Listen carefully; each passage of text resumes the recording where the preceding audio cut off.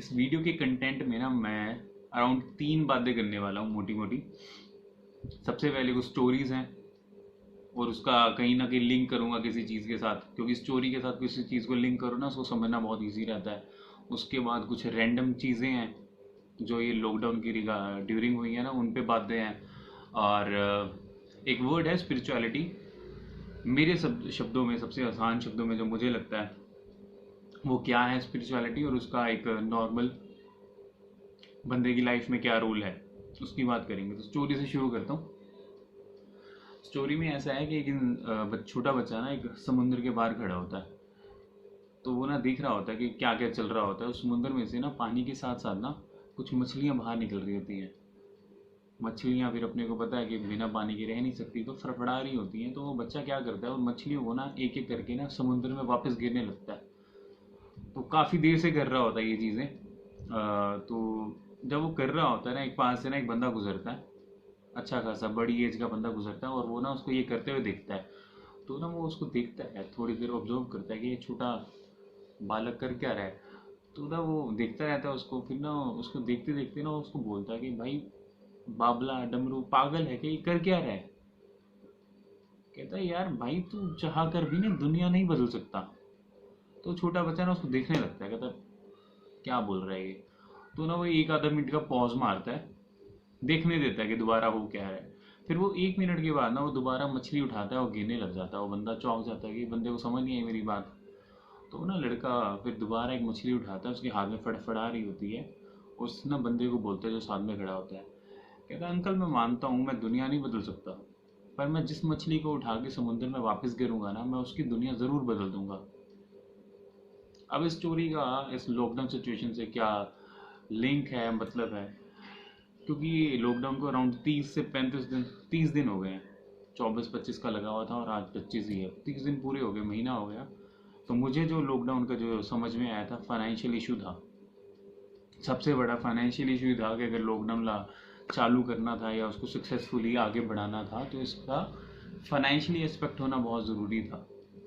तो क्या ऐसा हुआ है कि बहुत बढ़िया गया है? नहीं। बट उसका ना एक और चीज़ से लिंक करूँगा मैं, वो क्यों अच्छा नहीं गया, उसके रीजंस क्या हैं, जो मुझे न्यूज़ से पता चलता है या वैसे ही बैठे बैठे आए देखा हमने। तो उसका रीज़न है, एक एक साल पहले ना हमने एक इवेंट किया था अपने घर में, कोई फंक्शन कराया था। तो तब ना कैटरिंग वाला कराना होता है ना, तो उससे हमारी बात हुई थी। तो उसने हमें समझाया था, कहता अगर आप 500-600 लोगों का कोई फंक्शन करते हो ना, तो 10% लोग तो उसको सर्व करने के लिए लग जाते हैं। उन 600 लोगों को सर्व करने के लिए 60 लोग तो सिर्फ सर्विंग पे घूमते हैं, 15-20 लोग डिस्प्ले पे होते हैं, 20-25 लोग उनको मैनेज कर रहे होते हैं, और 20-25 लोग एक्चुअल में बना रहे होते हैं। कहता ये देखो 600 लोगों को तरीके से इंतज़ाम हो जाए, उस लोगों उनके लिए 100 लोगों की टीम काम करती है।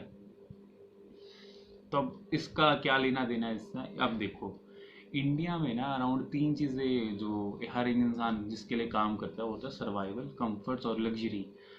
130 करोड़ की आबादी में से ना मुझे जो लगता है 40% लोग ऐसे हैं जो अभी सर्वाइवल में ही हैं। मतलब कि उनका काम करने का रीज़न सिर्फ और सिर्फ पैसा है कि उनकी ज़रूरतें पूरी हो जाएं, रोटी कपड़ा और मकान। वो जो कमाते हैं उसमें से उनका घर का खर्चा निकलता है, किराया, इलेक्ट्रिसिटी, खाना पीना, पहनने के कपड़े। 130 करोड़ का 40% 52 करोड़ होता है। उसमें क्लासेस होती हैं, जैसे मिडिल क्लास का मतलब ये थोड़ी है कि सबके पास 10 लाख है 20 लाख है, तो उसमें भी वो होते हैं ना सब क्लासेस। उसी तरह जो ये वाली जो बात है ना, कि सबसे 52 करोड़ जो लोग हैं जो सर्वाइवल पे हैं, हर तरह की क्लास होगी, गरीब, बहुत गरीब, ओके गरीब, इस तरह के लोग। पर 52 करोड़ लोग ऐसे थे जिनको अपनी गवर्नमेंट ने खाना खिलाना चाहिए था, बिकॉज उनको पैसे मिलने कम बंद हो गए हैं। डेली वेजेस कह लो या लेबरर्स कह लो या कम पैसे वाले कह लो। तो उन लोगों के लिए ना 52 करोड़ के लिए अराउंड 6-7 करोड़ लोगों की टीम होनी चाहिए थी जो काम करती। तो मुझे लगता है मनी का भी प्रॉब्लम नहीं है इंडिया के अंदर, पैसा बहुत है सरकार के पास भी, और हेल्प करने वाले भी बहुत हैं। SBI, रेलवेज, बड़े बड़े रतन टाटा, इन सब लोगों ने बहुत पैसे डाले हैं। और बहुत सारे लोगों को जानता हूँ जिन्होंने 100, 200, 500, 50, 1000, 2000 सब ने दिया कि चलो कहीं ना कहीं से हेल्प हो जाए। एंड इवन इतनी सारी NGOs बनी हुई हैं, उन्होंने काम किया है। बट फिर भी सिरे नहीं लगा ये काम। बट फिर भी अगर पॉजिटिव साइड देखें, कुछ ना कुछ तो किया है इन्होंने। अब इसमें अगर दो एस्पेक्ट की बात करूँ कि क्यों नहीं हुआ, एक गवर्नमेंट खुद रीज़न है, बिकॉज नहीं थी इतनी कैपेबल कि वो कर पाती। दूसरे बंदे, यार वो होता है ना, एक जनरलाइज हो जाती है टर्म, सारे ऐसे नहीं थे पर बहुत सारे ऐसे थे जिनका ना पैसे से गरीब नहीं थे, मन के गरीब थे, ऐसे ही फ़ोन करके मंगवा लेते थे हमें भी राशन दे दो। तो यार आपकी ग्रीड थोड़ी पूरी कर सकती है सरकार, आपके घर जाके देख रही है, मकान के मालिक आपको, अच्छा कैसा आपके पास राशन पड़ा है फिर भी मांग रहे हो। तो अब गरीबी का ना डेफिनेशन भी नहीं दे सकते ना हम कि यार ये आपके पास है या नहीं है। ये रीज़न थे। बट सच में उन लोगों के साथ बहुत माड़ा हुआ है, जैसे ये दिखा रहे हैं जो लेबर लोग थे, इनके लिए प्रॉपर अरेंजमेंट नहीं थी अपने टाउन वगैरह वापस जाने को, पैदल निकले हुए थे सड़कों पे, हो गया। और अगर इन दिनों में बात की जाए, एक बड़ी नॉर्मल एक चीज़ हुई थी, एक बंदा था कनाडा में, उसकी बेटी रहती थी, नॉर्मल डेथ मर गई। तो उसको कैसे लाया जाए, वहाँ तो इमोशनल चीज़ होगी ना, और लॉजिकली हो नहीं पा रहा था कि वो वापस आ जाए। जिसके साथ हुआ उसके साथ बड़ा मारा था कि उसकी बेटी मर गई है, अब उसको अंतिम संस्कार करना है, कनाडा में रहती है, कैसे वापस आए। ठीक है, ये हुआ। उसके बाद वो जो हाथ कटा, बहुत मारा था, अग्रेशन है इतना लोगों में।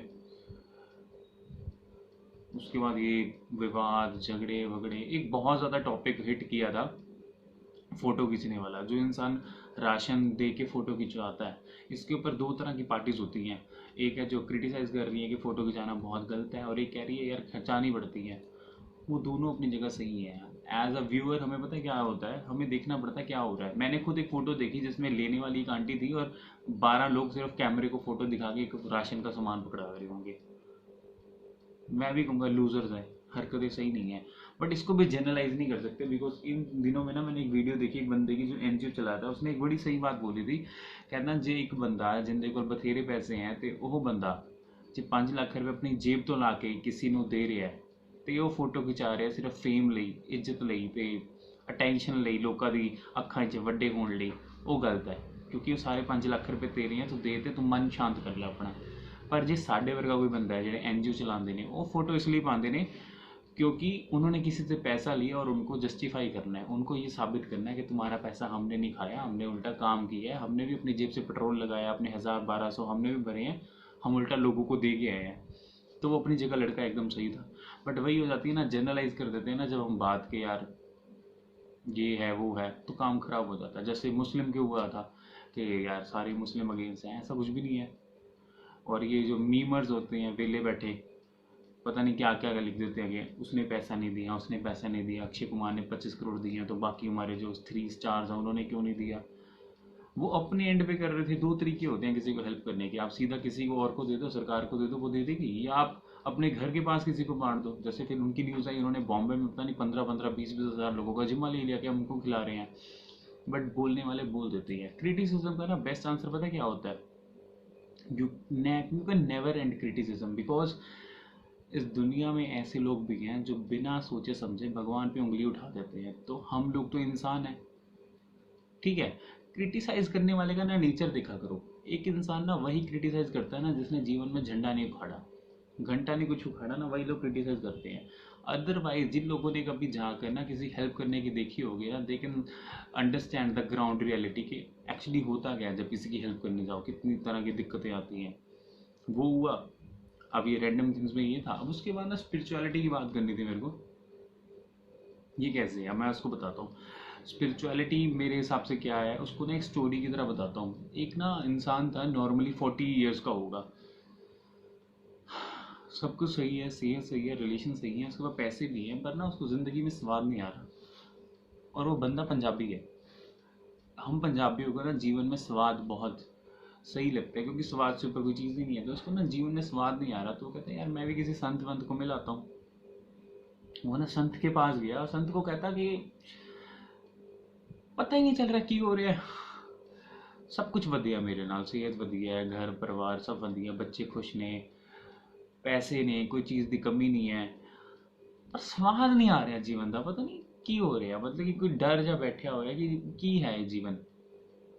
तो संत को लगा यार इसके सवाल में कुछ ना कुछ दम है, तो उसने ना उसको यही कहा, कहता रामायण महाभारत गीता कुरान जितने भी ये ग्रंथ बने हैं ना, ये सारे ना एक ही बात बोलते हैं जिसको आध्यात्मिकता कहते हैं। जो अंतिम सुख सुख या खुशी है, कहते क्या है, कहते इसका मतलब पता क्या होता है, जब तक तुम ये मानोगे ना कि हम ये शरीर है, तुम्हारे जीवन से दुख कभी दूर नहीं हो सकते। कहता मतलब क्या है? कहता हम तो शरीर ही हैं। कहता यही दुख के कारण है। कहता आप अगर अपने आप को ये शरीर मानते हो तो आपके दुख कैसे होते हैं? देखो, अगर आप अपने आप को शरीर मानते हो ना, आपके साथ जितने भी रिलेशंस हैं, या आप खुद ही मान लो आप हो, आपकी एक लाइफ है ना, 60 70 80 90 100 125 साल, तो आपको उसी टाइम रियलाइजेशन है, और वो कंफर्म भी नहीं है कितनी बड़ी है, तो आपको दुख तो रहेगा रहेगा ना कि मैं मर जाऊंगा। ये दुख, आप जिन लोगों से प्यार करते हो या अटैच्ड हो, वो मर जाएंगे, और वो क्लियर नहीं है ना कब तक जिंदा रहेंगे। चाहे अभी चले जाए, डर रहेगा यार। तीसरा, जीवन भर मेहनत कर करके अपने सारे घंटे धूप में लगाकर, बहुत मेहनत करके आपने जो पैसा कमाया, उसका कोई भरोसा नहीं है कल आपसे दूर हो जाए। तो जब तक आप अपने आप को ये शरीर मानते हो ना, आपके जीवन के जो डर है, दुख है, तकलीफें हैं, वो खत्म नहीं होंगी। तो कहता मैं अपने आप को क्या मानूं? कहता आत्मा। कहता यार मेरे को आत्मा वाला कंसेप्ट समझ ही नहीं आता, आत्मा ये क्या होती है, ये क्या होती है? कहता आपको और समझाता हूँ। जो दिखता है वो होता तो नहीं है। कहते मतलब, कहते हम एक लाइन बोलते हैं, जो दिखता है वही बिकता है, पर वो विंडो ड्रेसिंग होती है। असल में उसका मतलब देखो, जब आप अपनी घर की छत पे खड़ कर आसमान को देखते हो, आसमान का रंग क्या है? कहते हैं नीला।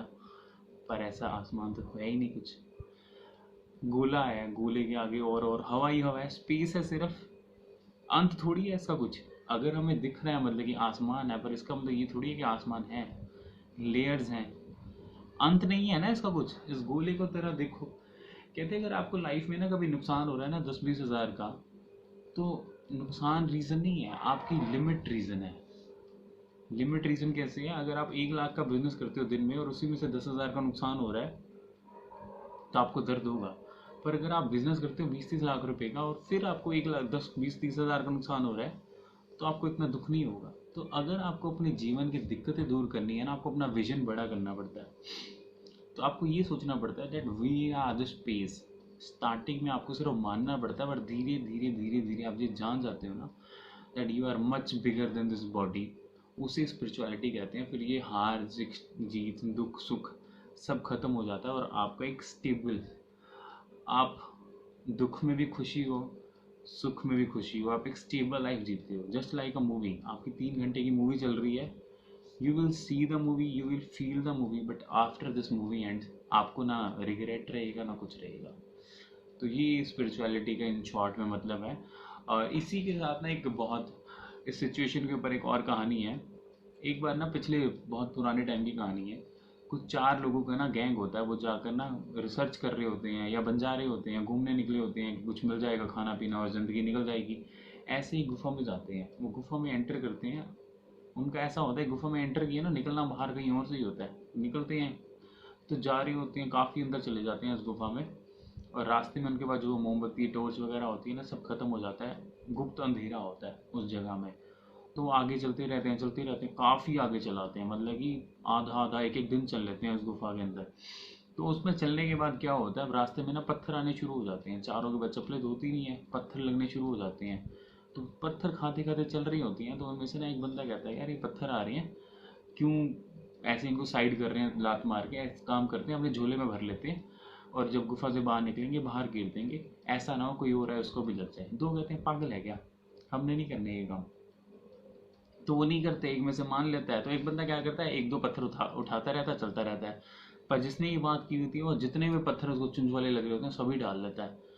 1 2 3 दिन वो चलते चलते ना उस गुफा से बाहर निकलते हैं, और बाहर निकलते ही निकलते भी ना सांप होते हैं ना उनके पैरों के पास रेंगने लगते हैं, तो वो इतनी तेज भाग के ना आधा घंटा भाग भाग के बाहर निकलते हैं। और जब वो गुफा से बाहर निकलते हैं ना, वो देखते हैं कि बहुत बड़े अजगर वजगर थे, तो वो जान बचा के निकले हैं। तो उसी टाइम ना वो क्या करता है, उनमें से जो बंदर होता है, बंदे होते हैं ना, वो पत्थर गिरने लगते हैं, तो वो देखते हैं वो पत्थर नहीं, वो हीरे मोती हैं। तो इस स्टोरी का ना इस सिचुएशन से बहुत बड़ा रोल है, लिंक है, कि ये सिचुएशन बहुत माड़ी है, बट अभी भी सिचुएशन में जो हमारे साथ हो रहा है ना, अगर उसको हम साथ में एज अ लर्निंग लेसन ले लें ना, तो वो हमारे लिए हीरे मोती है, बहुत आगे लाइफ में काम आएंगे। Just think, have a great life, stay happy healthy and best, hope for a good tomorrow, have a great day, Tata.